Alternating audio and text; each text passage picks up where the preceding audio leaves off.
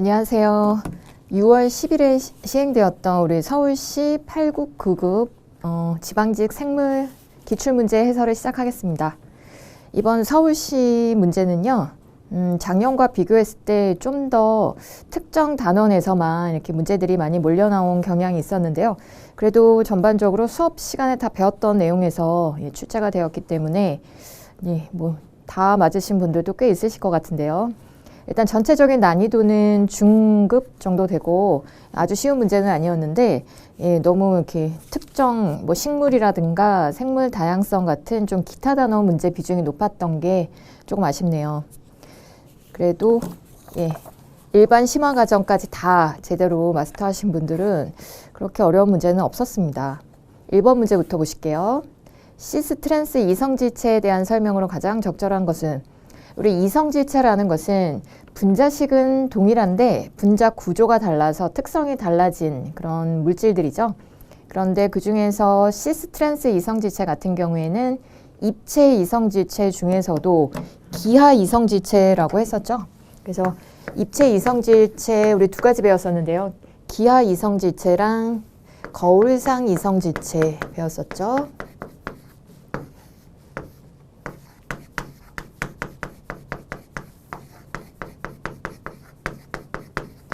생명의 화학, 우리 첫 번째 챕터에서 나온 내용인데 첫 번째 챕터 내용도 시험에 나온다고 말씀드렸었죠. 물의 특성이라든가 물의 특성도 나왔던 것 같아요. 그래서 이 챕터에서 이번에 문제가 여러 개가 나왔네요.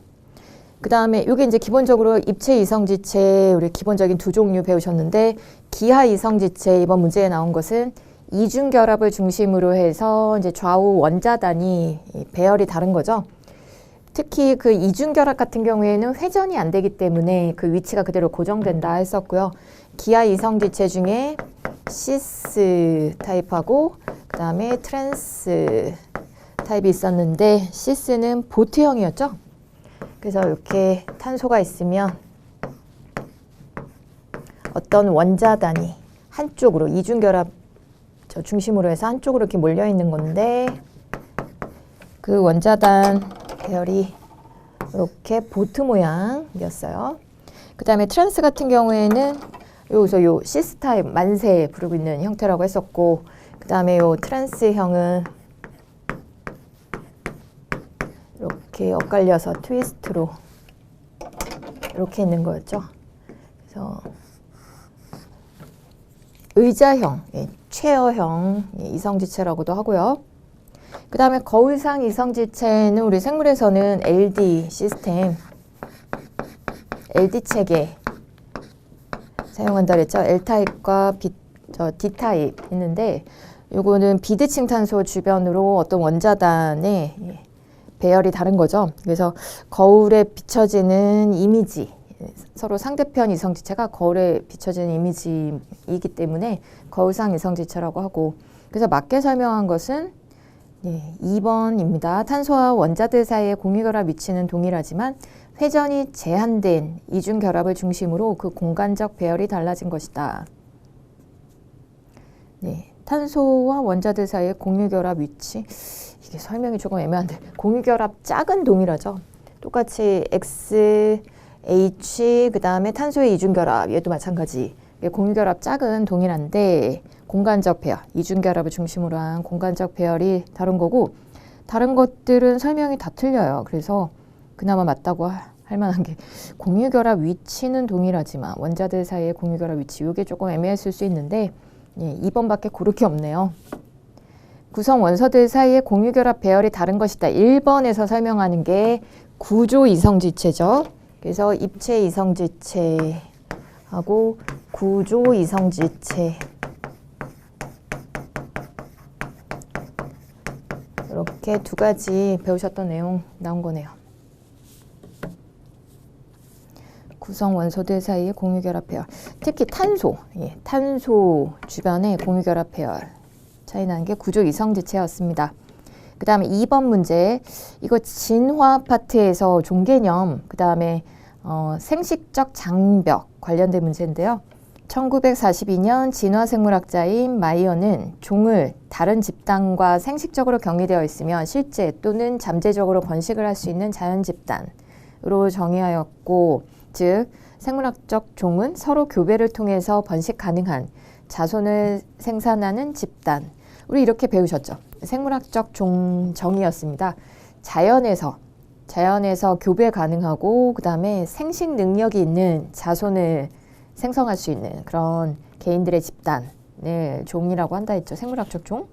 근데 이런 이제 한 종이 형성이 됐을 때, 새로운 종이 형성이 됐을 때 그 종을 하나의 종으로 계속 유지시킬 수 있는 것은 생식적 장벽이에요. 비슷비슷한 다른 종들과의 생식적 장벽에 의해서 이렇게 종들이 서로 분리가 될 수가 있습니다. 서로 합쳐지지 않을 수가 있어요. 잡종 같은 거 잘 형성 안 하고 계속 유지가 될 수가 있는데 1번의 생식세포 융합의 차단은 접합전 격리 기작에 해당한다.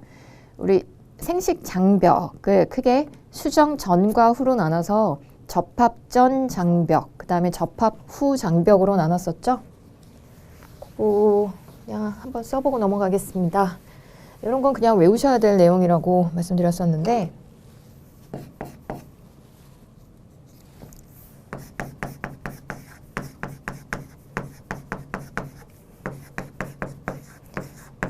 종과 종을 서로 구분짓는 생식장벽. 일단 접합전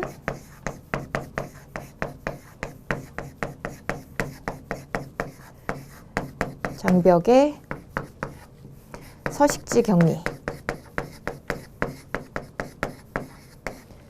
서식지가 분리되어 있으면 잡종이 형성되지 않는다. 그 다음에 시간적 격리. 요거는 공간적 격리라고도 했었어요. 1번은. 요거는 짝짓기 시기 같은 거 달리하는 거. 그 다음에 세 번째는 기계적 격리. 요거는 이제 신체적인 해부학적인 구조의 차이로 가까운 종들이 잡종을 형성하지 못하게 되는 거. 달팽이의 등껍질 회전 방향 따라서 생식공의 위치 다른 거 말씀드렸었죠. 그 다음에 배우자 격리 하기 전에 순서대로 하면 행동적 격리가 하나 더 있네요. 짝짓기 행동의 차이. 그래서 짝짓기 울음소리가 다르다든가 이런 거죠. 그래서 그럼 짝짓기 행동이 다르면 끌리지 않는다 그랬었고, 그 다음에 배우자 격리. 배우자는 난자와 정자죠. 근데 그 난자와 정자 표면에 리간드 수용체 상호작용이 특이적으로 이루어져야 하는데 그 가까운 종일수록 일단 가깝긴 해요. 그 리간드와 수용체가 서로 비슷비슷하긴 한데 점점 유형관계가 먼 종일수록 그런 표면 수용체가 짝이 맞지 않아서 난자와 정자의 융합이 억제되는 기작이죠. 근데 여기까지는 유형관계가 가까운 종들은 어떻게 통과를 할 수가 있어요. 난자와 정자 표면의 리간드와 수용체가 약한 결합을 하더라도 어떻게든 조금 결합해서 난자와 정자가 융합이 될 수도 있습니다. 그럼 접합자, 사람으로 치면 수정란이 형성이 되고 그 이후엔 접합 후 장벽이 또 몇 가지가 있죠.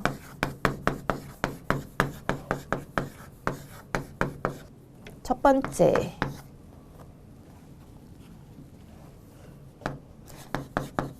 잡종 생존력 약화. 아예 발생 과정 중에 치사가 일어나거나 태어난 지 얼마 안 된 영유아 시기에 이제 죽게 되는 경우가 많고, 그 다음 두 번째는 살아남지만 잡종 생식력 약화.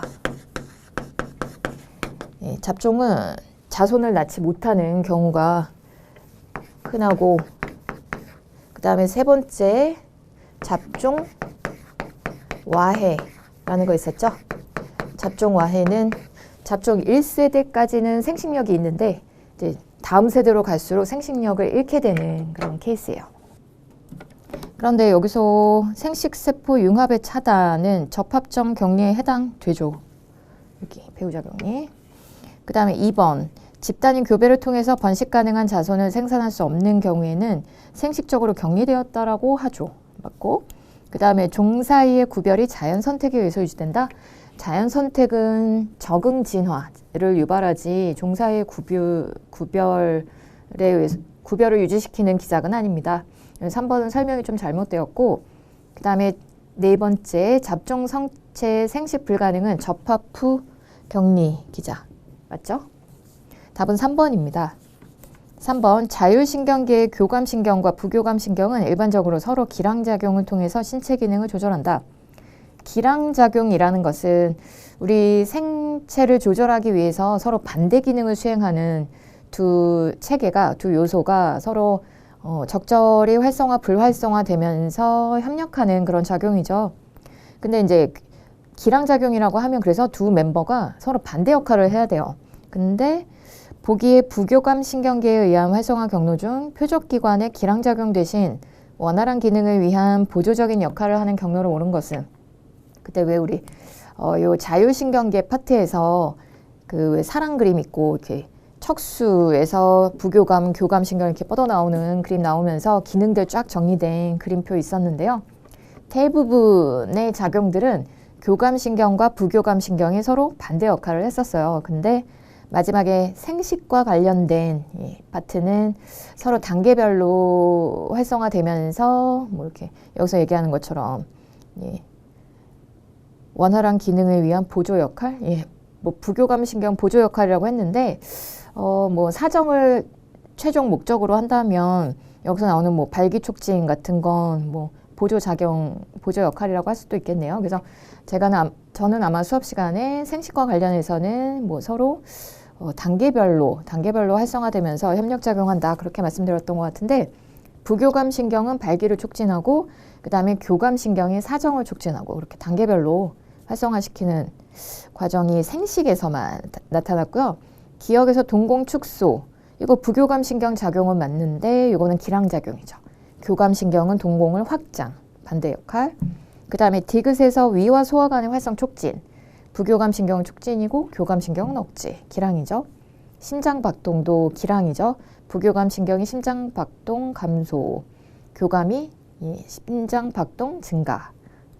그래서 뭐 부교감 신경의 설명은 다 맞게 써놨는데 이 중에 기량작용 아닌 거, 생식에서의 기능 2번 니은뿐입니다. 그 다음에 4번 문제, 세포 관련 문제가 두 문제, 광합성 문제 한 문제. 뭐 아무튼 이번엔 너무 몇몇 챕터에서만 너무 몰려 나왔어요. 자, 조금 세포 해당 과정과 관련된 디테일한 내용 나왔는데요. 해당 과정에서 뭐 설명 봐주시면 네 번째 줄에 글리세르 알데하이드 3인산 G3P 생성 단계가 우리 에너지 투입 단계와 에너지 회수 단계 해당 과정을 크게 그렇게 투 페이스, 두 단계로 나눠 놓고 각각의 한 5반응씩이 있었죠. 근데 그 중에 에너지 투입 단계의 마지막 생성물이 G3P였고, G3P 두 분자, 뭐 이렇게 이성제체인 DHAP가 먼저 생겼다가 그게 G3P로 전환돼서 결국 두 분자의 G3P가 그 다음 에너지 회수 단계에서 사용되는 거랑 이제 마찬가지다. 그렇게 말씀드렸었는데 그 다음 단계 에너지 회수 단계의 생성물 순서를 물었어요. 그래서 맨 첫 단계에서 13BPG, 13비스포스포글리세르산 요게 생겼고, 그 다음에 3PG, 3포스포글리세르산 요게 생성이 됐고, 그 다음에 인산기의 위치가 바뀌어갖고 2PG, 2포스포글리세르산, 그 다음에 PP, PP 포스포에놀 피르부산인데 중간에 뭐 좀 빠진 것 같기도 하고, 아무튼 이렇게 순서 맞게 쓴 건 1번인데 이 순서를 어떻게 외워 하셨을 수도 있는데, 이 물질들은 사실 켈빈 회로에서도 나오는 물질들이죠. 근데 이제 켈빈 회로랑은 순서가 좀 다르긴 하지만 근데 켈빈 회로에 나왔던 물질들이에요. 켈빈 회로에서는 3포스포글리세르산 이게 켈빈 회로의 첫 번째 생성물 3PG 생기고, 이게 13BPG로 바뀌었다가 G3P가 생성이 됐었죠. 거꾸로였죠. 근데 이 물질들은 어쨌건 이제 해당 과정과 켈빈 회로에서도 모두 나오기 때문에 어느 정도 이름이 좀 익숙한 물질들이어서 이거는 좀 쓰셨어야 되지 않을까 싶은데요. 뭐 세포호흡 과정을 열심히 안 하신 분들은 이 문제가 좀 어려우셨을 수 있습니다. 답은 1번이에요. 그래서 피르부산이 마지막에 생성되는 단계가 이제 PEP로부터 피르부산 생성되는 그런 과정 거쳐서 일어났었습니다. 저 PEP 다음이 바로 피르부산이었죠. 그 다음에 그래서 이렇게 디테일한 문제들 이렇게 나오기 때문에 광합성이나 세포 같은 경우에는 중간 생성물들 정도는 좀 외우시는 게 좋습니다. 대충 이게 순서라도. 예. 그 다음에 5번 문제, 광합성 문제였는데요. 관계2에 대한 설명으로 옳지 않은 거. 우리 관계1 머릿속으로 한번 이제 쓰지는 않을게요. 리마인드 한번 해보시면 관계1에서 최초로 전자 공여체인 물이 전자를 관계2에 P680한테로 넘기죠. 그러면서 2H 플러스와 2분의 O2 생성시켜갖고 이제 산소가스가 발생하게 되고, 그 다음에 그 전자 두 개는 관계2에서 빛에너지를 흡수해서 이제 고에너지 상태가 된 다음에 전자 전달계로 전달이 되죠. 전자 전달계 거치는 동안 양성자 농도 기울기를 형성해서 ATP가 생성이 되고요. 그 다음 위치 에너지가 낮아진 전자 전달계 마지막 전자 운반체인 그 우리 우리 저걸로 배우셨죠? PC. 아무튼 그 ETC에서 마지막 우리 전자 운반체가 관계1한테로 이제 낮은 에너지 상태에 포스파티디콜린하고 포스파티디사이아닌 뭐 그 정도 우리 배우셨네요. 예.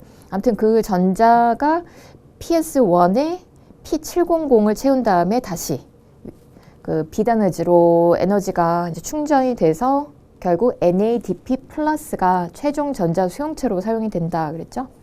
그래서 NADP 플러스가 전자를 받고 주변에 양성자 합쳐져 갖고 NADPH가 생성이 됐었어요. 그래서 우리 관계 1과 2에서 각각 NADPH와 ATP 생성시키면 요거를 우리 이제 켈빈 회로 광비의존적 반응인 빛을 직접 이용하지 않는 켈빈 회로에서 그 ATP와 NADPH를 사용해서 G3P 생성하는 데 사용했었죠. 그래서 관계 2의 이제 요점이라고 하면 전자를 NADP 플러스한테 고에너지 전자를 NADP 플러스한테로 보내서 NADPH를 생성하는 게 주 목적이었습니다. 1번에 색소들이 빛을 흡수하여 반응 중심 엽록소 A로 에너지를 운반한다. 이거는 관계 1과 관계 2에서 모두 일어나는 과정이죠. 그 다음에 2번 두 개의 물 분자로부터 4개의 전자가 방출되고 최종적으로 엽록소 A는 이 전자를 포획한다.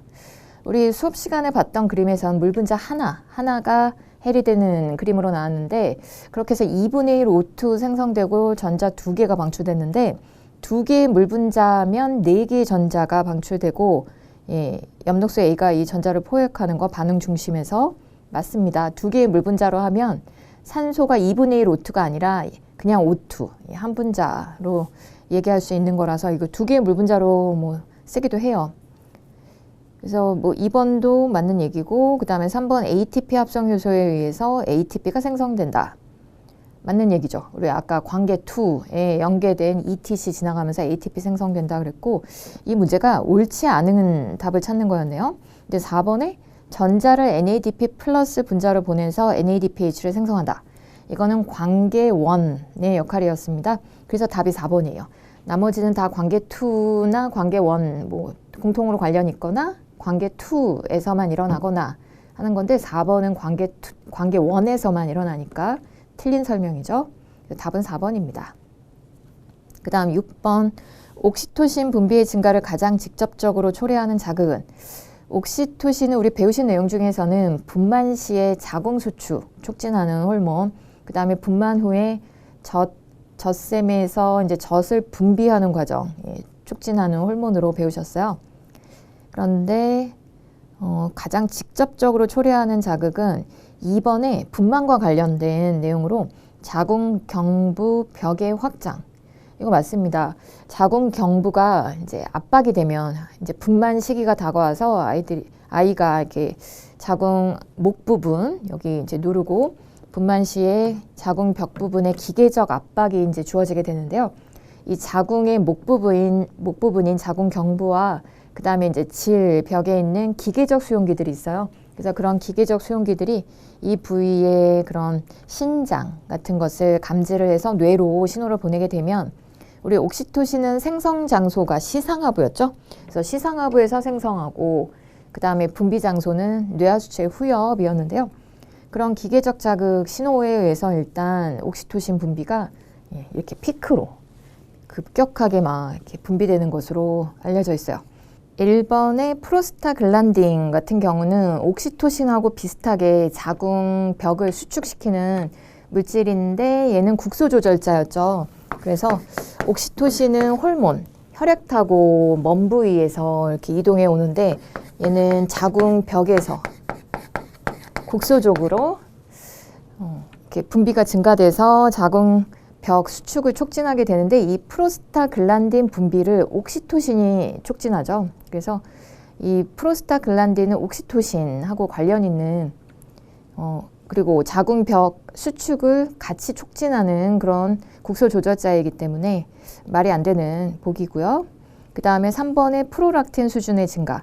프로락틴은 분만 이후에 이제 이것도 젖분비랑 관련이 있는데 프로락틴은 젖샘을 발달시키고 임신 기간 동안에 젖샘 발달시키고 그 다음에 젖분비를 이제 뭐 준비시키는 그런 호르몬이고 실제로 분만을 하고 난 다음에 젖분비를 자극하는 것은 옥시토신의 역할이에요. 근데 프로락틴 때문에 옥시토신 분비가 증가하는 것은 아닙니다. 그 다음에 4번 혈청 삼투질 농도의 증가. 이거는 삼투 농도 조절과 관련된 그런 ADH의 분비 같은 거 촉진하지 옥시토신은 아니죠. 4번 지문 같은 경우에는 이제 ADH랑 옥시토신이 둘 다 시상하부에서 생성돼가지고 뇌하수체 후엽에서 분비되는 두 가지 호르몬이기 때문에 일부러 헷갈리라고 넣어놓은 것 같아요. 그래서 가장 직접적 자극은 2번의 자궁경부 벽의 확장입니다. 태아가 이렇게 누르면서. 그 다음 7번 다양한 화학 반응을 매개하는 효소 중 단백질 효소가 갖고 있는 특징으로 가장 옳지 않은 것은 1번 효소마다 반응의 최적인 온도와 특정 pH에서 가장 높은 활성을 갖는다. 맞죠? 특히 온도와 pH가 우리 이제 단백질 성분에 영향을 미치기 때문에 중요하죠. 각각의 최적 조건들이 따로 있습니다. 그 다음에 2번 효소는 반응물 기질과 생성물의 자유에너지 차이를 변화시켜서 반응을 촉진시킨다. 제가 효소의 기본적인 특성을 헷갈리지 마시라고 말씀드린 게 반응물, 생성물의 기본적인 자유에너지는 변화시키지 않는다 라고 했었고 오로지 활성화 에너지만 낮춘다 그랬죠. 그래서 뭐 예를 들어서 발열 반응 같은 경우에는 요게 자유에너지 G라고 하면 반응물의 자유에너지가 이만큼이었는데 생성물의 자유에너지가 이만큼이다. 그러면 이렇게 자유에너지 차만큼이 방출이 일어나게 되는데 우리가 실제 반응이 일어날 때는 반응물이 가지고 있었던 에너지에서 이렇게 추가로 에너지를 흡수해야지 반응이 시작될 수 있다라고 했었고 이것을 EA, 액티베이션 에너지, 활성화 에너지라고 했었죠. 그래서 딱 요만큼 활성화 에너지 이만큼은 이제 추가로 흡수를 해야 ES 복합체에서 이제 불안정한 상태가 되면서 생성물 구조로 빨리 변환될 수가 있는데요. 효소 같은 경우에는 기질과 직접적으로 결합해서 중간에 뭐 조효소나 아니면 이제 보조인자, 금속 보조인자라든가 아니면 활성 부위의 아미노산들이 도움을 줘서 요 활성화 에너지를 낮춰줄 수 있다라 그랬죠. 기존의 그 반응물의 기존의 화학 결합들 비틀고 끊는 거를 더 쉽게 해서 생성물 구조로 빨리 변환될 수 있도록 하기 때문에 이게 효소가 없을 때의 활성화 에너지라면 without 엔자임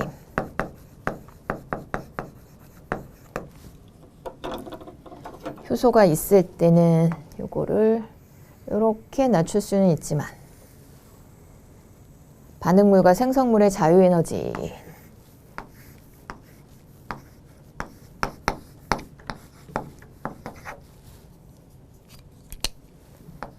with 엔자임 자유에너지는 변화 없이 활성화 에너지만 변화시켜서 반응 속도를 증가시켜주고 맞는 설명이 아니었어요. 자유에너지 차이를 변화시킨다라는 설명이 틀립니다.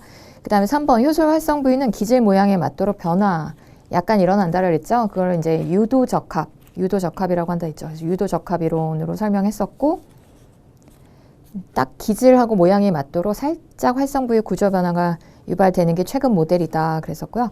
그 다음에 4번 일정한 양의 효소가 반응물, 기질을 생성물로 변화시키는 반응 속도는 기질 농도와 부분적으로 관련이 있다. 우리 기질 농도 증가할 때 우리 패턴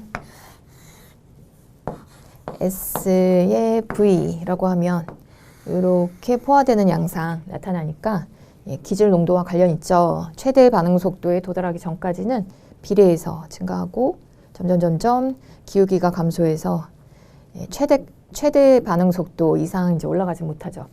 요 때는 모든 효소의 활성 부위가 다 기질로 채워져 있는 그런 상태. 그래서 이 토탈 최대 속도일 때 효소 전체의 농도는 ES 복합체의 농도와 같다. 이럴 때가 Vmax라고 했었습니다. 일단 8번 문제. 식물 문제였는데요. 이거 딱 캠벨 책에 나왔던 그림, 제 교재에도 있던 그림이랑 완전 똑같죠. 요거 전 뭐 이거 딱 그림 보고서 그 캐스페리안띠 관련된 문제인가라고 했는데 그거 아니고 그냥 식물에서의 물질 수송 기자 관련된 문제였어요. 그래서 아포플라스트 경로, 뭐 심플라스트 경로, 그건 다른 문제였구나. 식물 파트 문제가 여러 개가 나와가지고 이 그림은 나무 뿌리에서 물이 흡수되어 물관까지 도달되는 경로를 나타낸 것이다. 뭐 그림에는 나와 있긴 하죠. 아포플라스트 경로로 가다가 캐스페리안띠에서 세포질 관통 경로로 빠진다. 뭐 그거. 그 다음에 맨 처음에 뿌리털에서 흡수될 때 한번 세포막 거치고 심플라스트 경로, 원형제 연락사 타고 이동한다. 뭐 그거 보여주는 그림인데요. 식물체에서 물의 이동이 증산작용에 의해서만 시작된다라고 가정을 했을 때 옳은 걸 골라라. 결국 식물체 내에서의 물의 수송과 관련된 문제였습니다. 기억 물관부를 통한 물의 이동에 물의 응집력이 관여한다. 맞죠? 우리 식물에서 뿌리, 줄기, 잎까지 물관부가 다 서로 연결되어 있고 특히 우리 물관부 내에서 물의 모세관 작용에 의한 상승력도 물수송, 아래에서 위쪽 방향으로의 물수송 크게 기여한다라고 했었는데요. 그 모세관 작용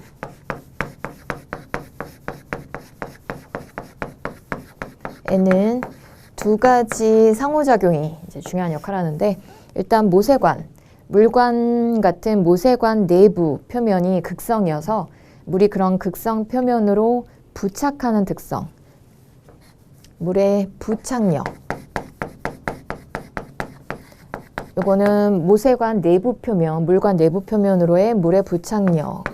그 다음에 물 분자 사이의 응집력. 물관 내부 표면으로의 부착력, 물 사이의 응집력. 이 두 가지가 모세관 작용을 유발한다 그랬었어요. 그래서 물의 응집력에 관여한다. 맞습니다. 그래서 모세관 작용은 그냥 이렇게 두 가지 힘, 요거의 상호작용 기억하시라고 했죠. 표면으로 물이 붙고 그 다음에 응집력으로 밑에 있는 물 땡기고 하면서 물이 상승할 수 있어요. 그 다음에 니은 뿌리털 세포가 뿌리 물관부 안보다 수분 포텐셜이 크다. 수분 포텐셜의 특성을 알고만 있으면 되게 쉬운 문제였죠. 수분 포텐셜은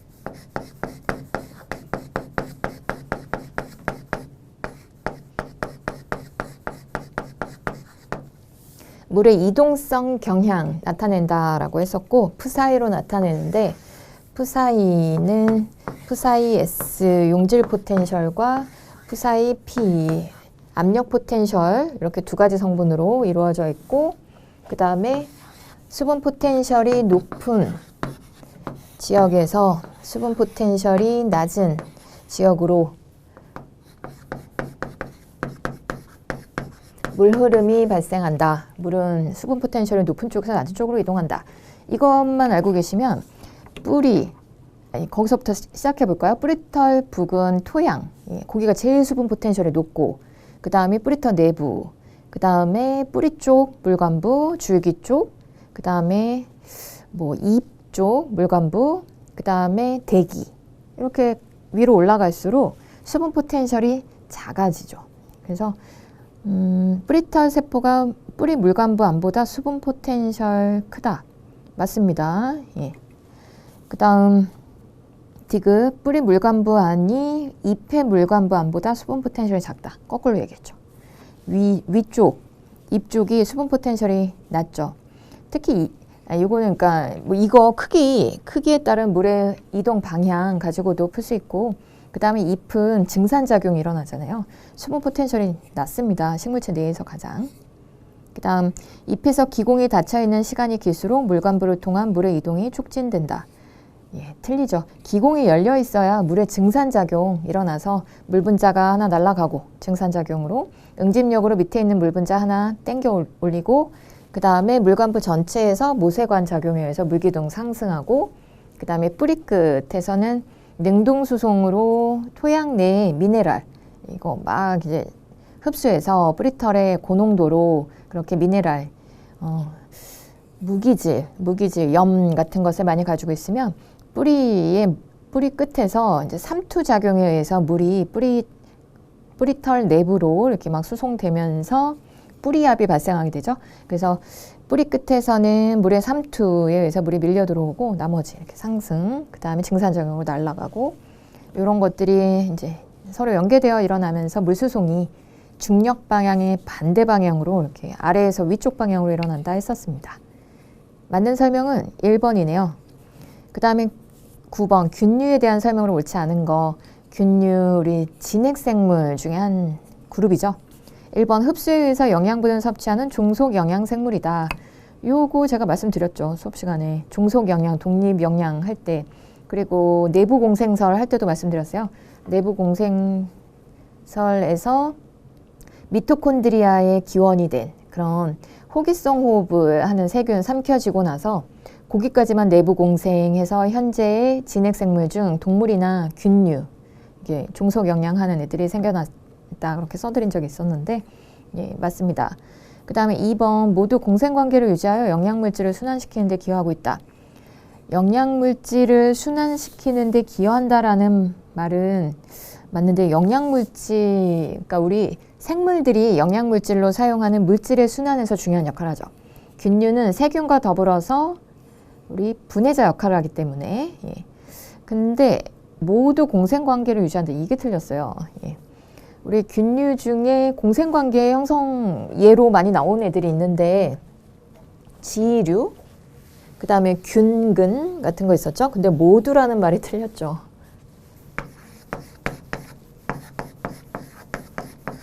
지류, 균류와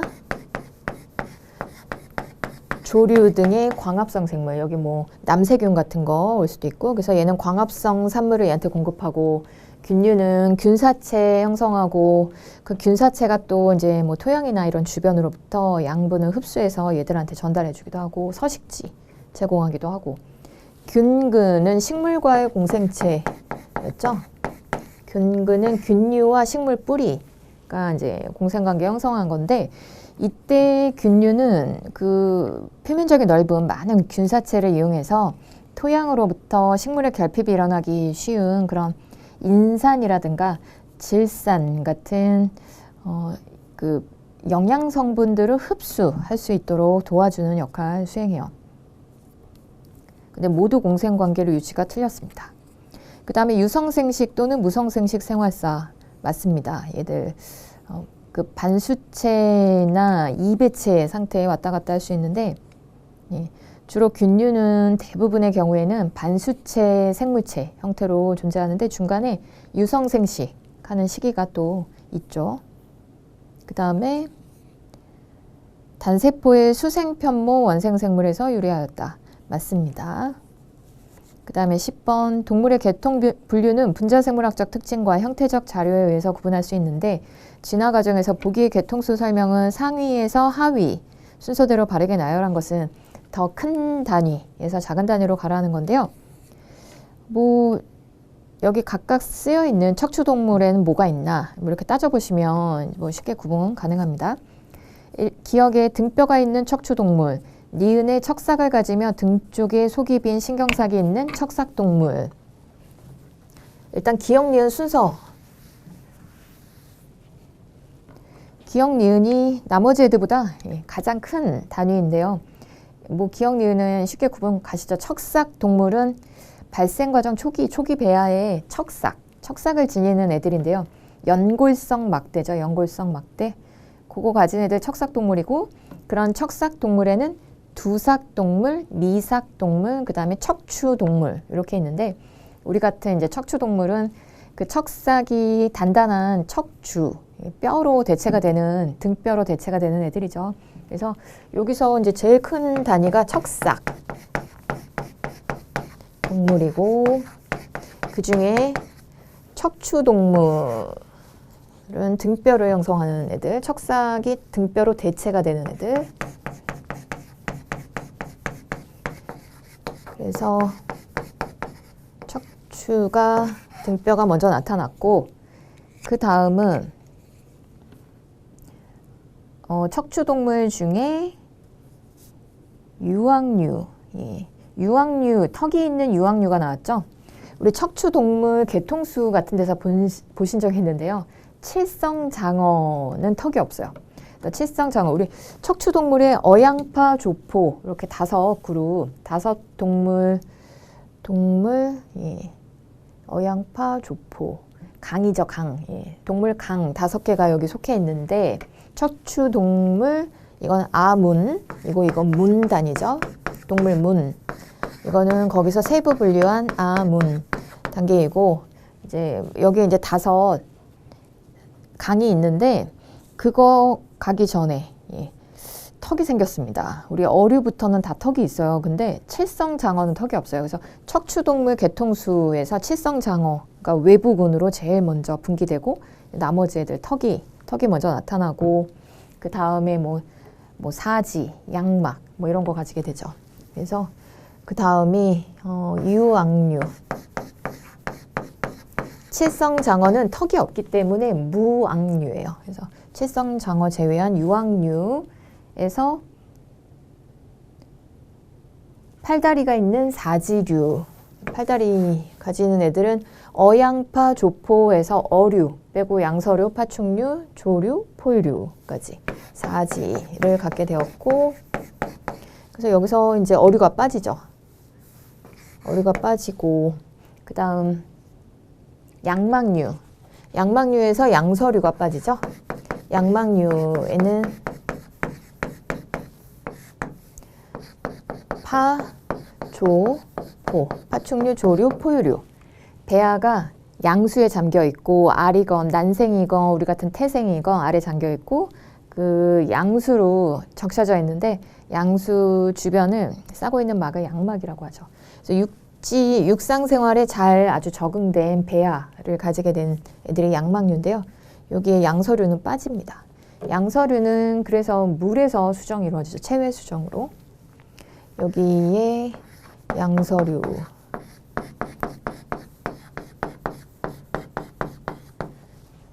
여긴 턱이 있는 어류부터 해서 들어가게 되고, 마지막이 포유류네요. 포유류. 새끼에게 젖을 먹이는 그룹. 양막류 중에서 답은 1번입니다. 그 다음에 11번. 일반적인 세포 분열 중에 어떤 동물의 체세포에서 교차가 일어나기 전 상태에 있는 한 쌍의 상동염색체 나타난 것인데요. 상동염색체와 자매염색 분체의 특성 잘 알고 있는지 묻는 쉬운 문제였어요. 우리 두 상동염색체의 크기와 모양은 같은데 이제 차이가 나는 거. 또 같은 게 있죠. 크기와 모양이 같고 유전자들의 위치, 좌위라고 하는데 유전자 좌위는 동일하죠. 그래서 거기 기역하고 니은에 모두 털색 유전자가 공통으로 포함되어 있겠네요. 근데 왼쪽에 검정색 털 유전자,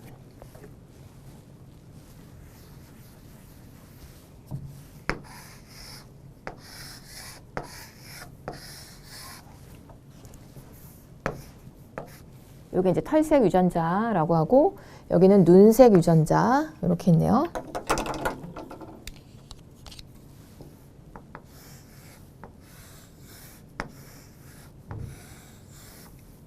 그러면 똑같이 같은 위치에 털색 유전자와 눈색 유전자 같은 위치에 있는데 이 두 상동 염색체는 엄마와 아빠로부터 한 개씩 받은 것이기 때문에 유전자의 위치는 같지만 유전자들의 버전은 다를 수가 있죠. 예, 종류가 다를 수가 있어요. 그래서 얘는 검정색 털 유전자, 뭐 예를 들어서 영어 알파벳으로 이렇게 표시하면 오른쪽은 안 써 있네요. 그래서 알 수 없음.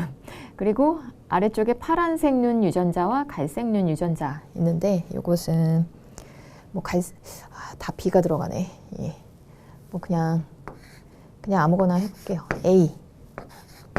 여기는 버전이 다르니까 이런 식으로 표시할 수 있겠죠. 그래서 상동 염색체는 유전자의 위치는 같지만 유전자 종류는 세부 버전은 다를 수가 있다. 근데 이렇게 둘 관계는 자매 염색 분체의 관계죠.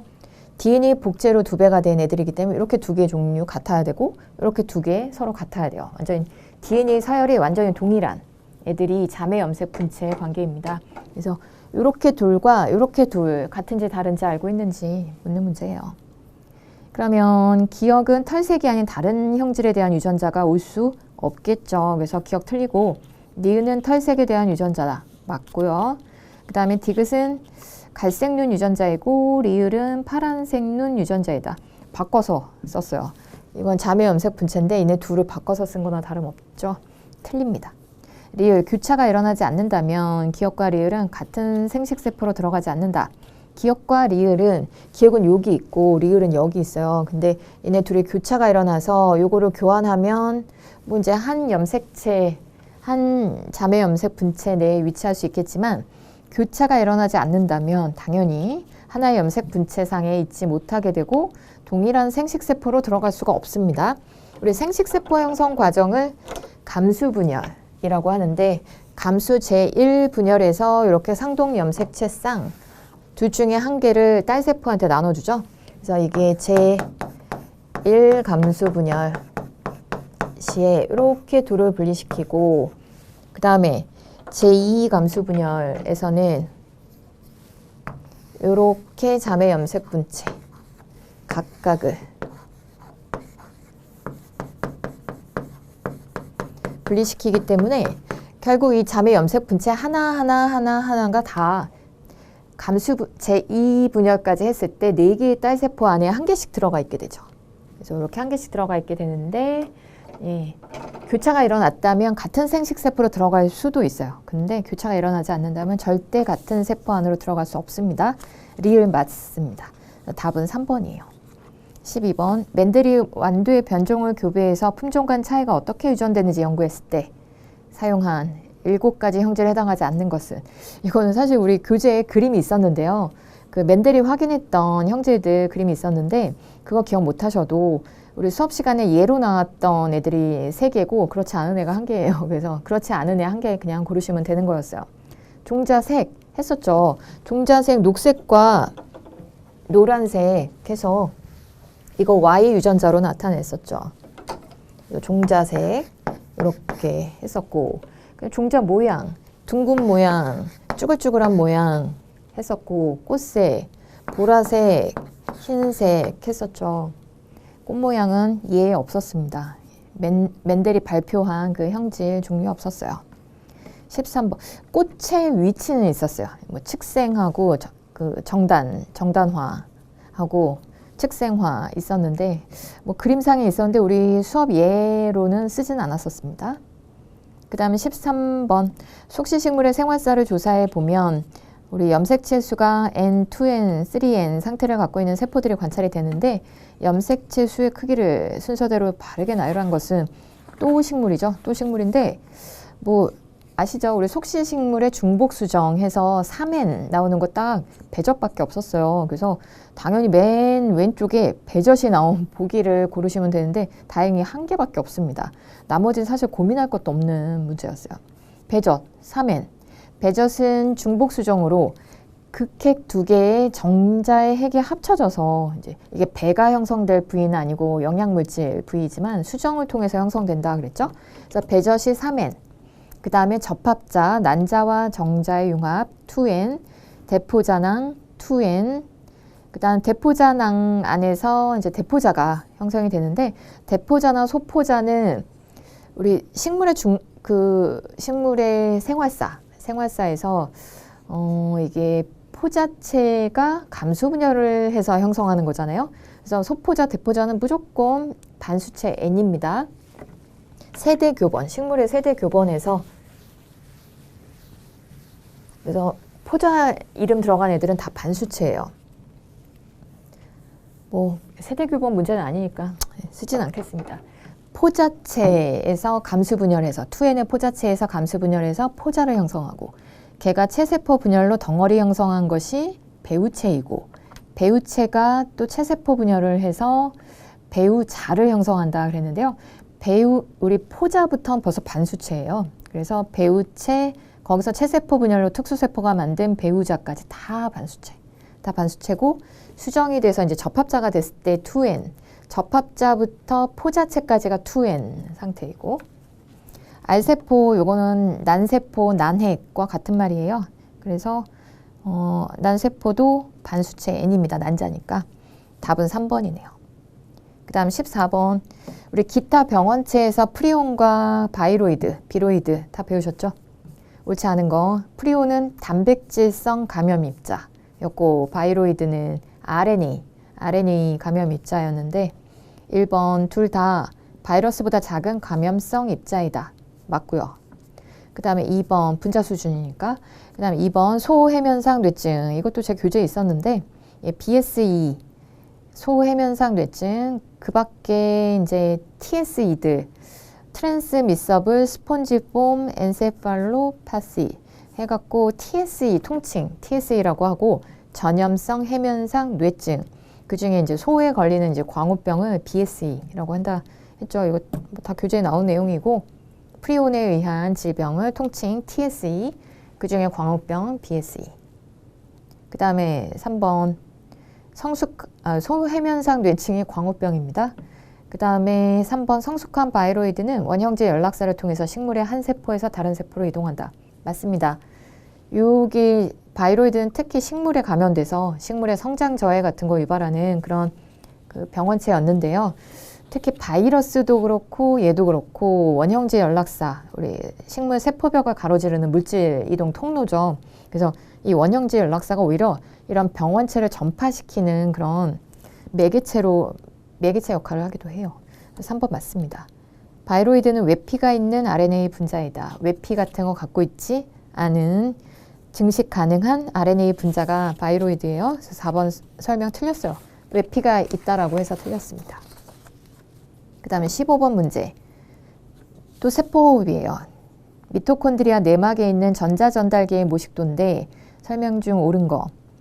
이것도 뭐 제가 수업 시간에 말씀드린 내용인데, 복합체 1, 2, 3, 4가 있는데, 이 중에서 복합체 2 안에는 숙신산 탈수소 효소라고 해서 그 시트르산 회로, 이거 크랩스 회로라고도 하죠. 그 크랩스 회로의 중간 성분, 중간 효소가 이 복합체 2에 포함되어 있죠. 그래서 그 크랩스 회로, 시트르산 회로 설명드릴 때 그 숙신산에서 푸마르산 생성시키는 그 단계의 효소가 전자 전달계의 멤버이다. 그 얘기 했었어요.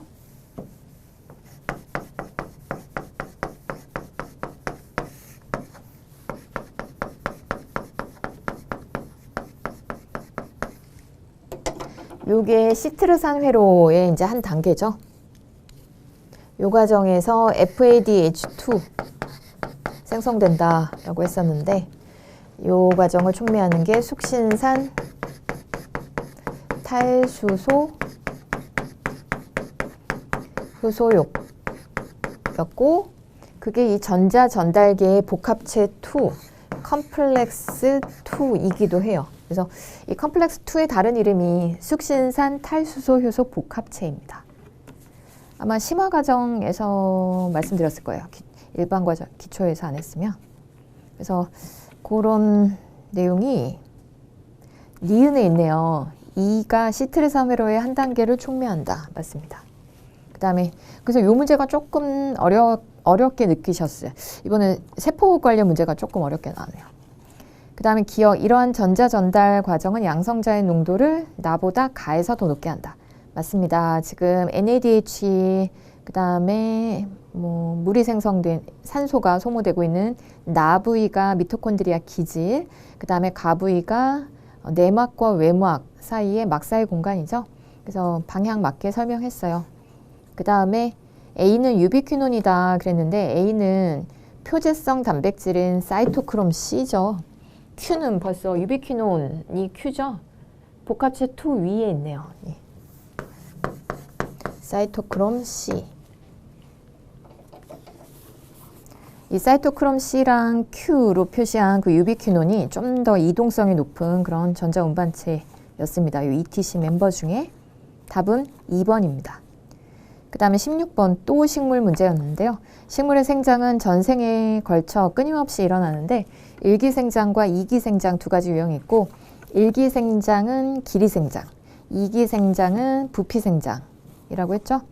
기억, 초본 식물은 일기생장만으로 식물 전체가 형성된다. 맞습니다. 목본에서만 우리 가지고 있다 그랬죠. 이기 정단 분열, 이기 분열 조직, 측생 분열 조직.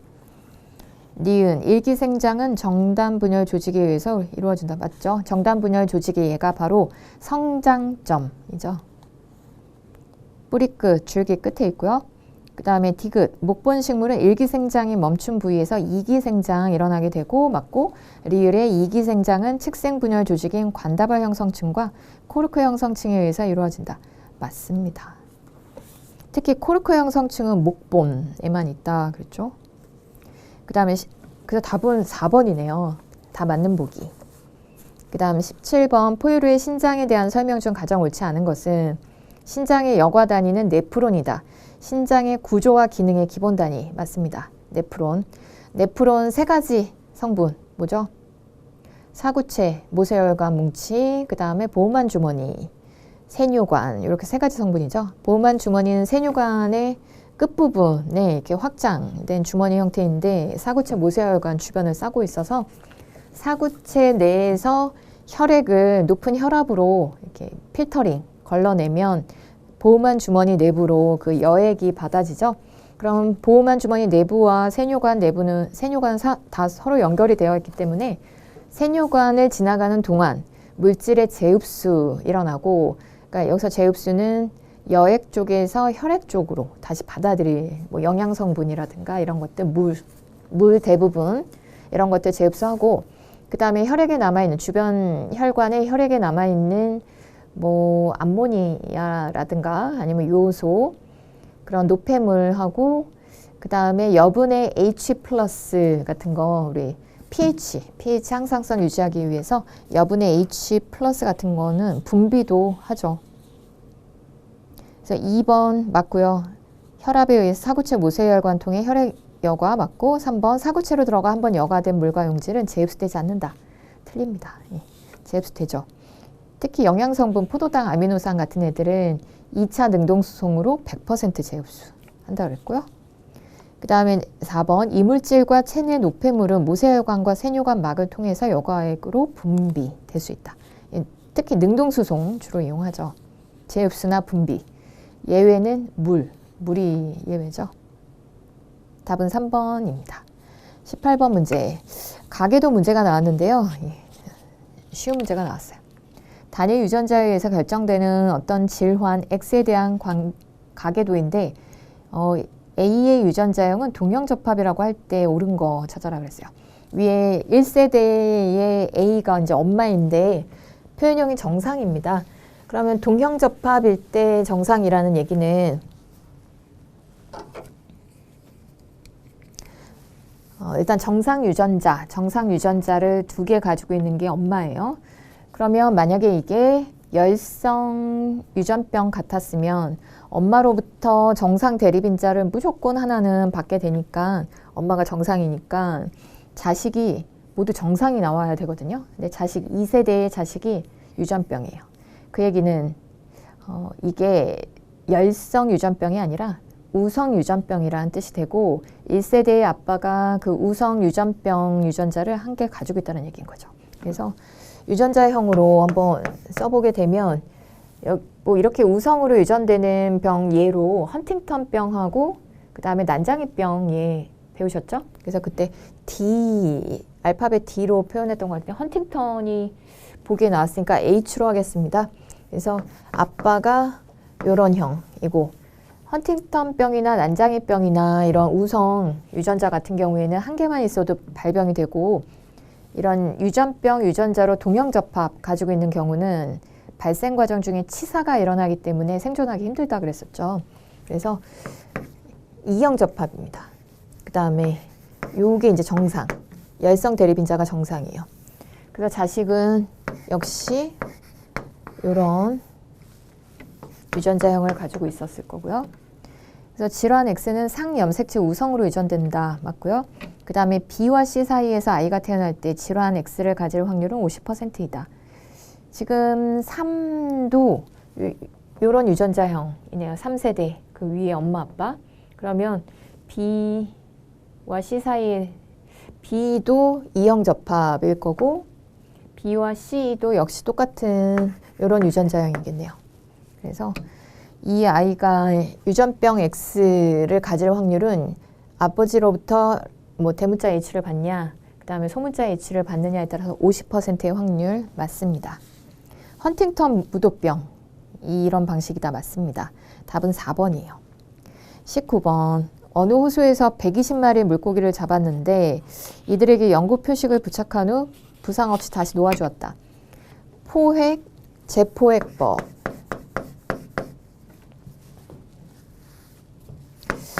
예, 표식. 포획한 애들 다 표식한 거였으니까 마크, 리캡처.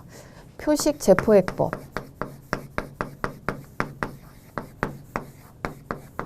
한국말로 하면 이렇게 되겠는데요. 우리 개체군 크기 n을 추정하는 아주 대표적인 방법이죠. 특히 운동 능력이 있는 동물들의 개체군 크기 추정할 때 많이 사용합니다. 그래서 처음에 120마리 다 잡아가지고 다 표식, 마킹해서 놓아줬고요. 그 다음에 재포획했을 때 총 잡은 애들이 150마리였어요. 근데 재포획했을 때 전체 150마리 중에 표식이 된 애가 50마리였다. 그럼 이 비율은 전체 개체군 크기에서 전체 마킹한 애들 아까 120마리 잡아서 다 마킹했다라고 하니 이 비율과 얼추 비슷할 거다. 이런 가정하에서 개체군 크기 n을 추정하는 방법이죠. 그래서 3 곱하기 120 해서 360마리입니다. 답은 2번. 자, 마지막 문제 20번 문제도 식물 문제였어요. 식물 세포의 구조나 구조물 중 아포플라스트에 해당하지 않는 것은 아포플라스트는 세포벽 외부 공간, 그 다음에 식물의 이제 죽은 부위를 이렇게 아포플라스트라고 하는데 1번 세포벽, 2번 세포의 공간 맞고요. 3번 헛물관과 물관 요소, 죽은 부위. 여기 물관부는 다 죽은 세포들이죠. 그래서 3번까지 다 아포플라스트 부위입니다. 4번 원형질 연락사를 통해서 세포질과 세포질 이렇게 서로 연결되는 경로가 심플라스트 경로죠. 답은 4번이네요. 이렇게 해서 이제 문제 해설을 다 마쳤는데 보시다시피 이제 너무 특정 단원에서 문제들이 많이 몰려 나오고 특히 여러분들이 좀 등한시 하셨을 가능성이 높은 식물과 그 다음에 생물 다양성 문제들 좀 비중이 좀 높았었어요. 그래서 어렵게 느껴지신 분들 있으셨을 텐데 제가 항상 강조했지만 모든 단원들 다 시험에서 나오고 골고루 보셔야 하고 심화 과정까지 다 들으셔야 고득점을 하실 수 있다 했던 그런 얘기대로 나왔습니다, 문제가. 그래서 뭐 이렇게 몰려 나왔어도 열심히 공부하신 분들은 다 고득점 하셨으리라 믿습니다. 그동안 너무 고생 많으셨고요. 꼭 좋은 결과 있으시길 바랍니다. 수고하셨습니다.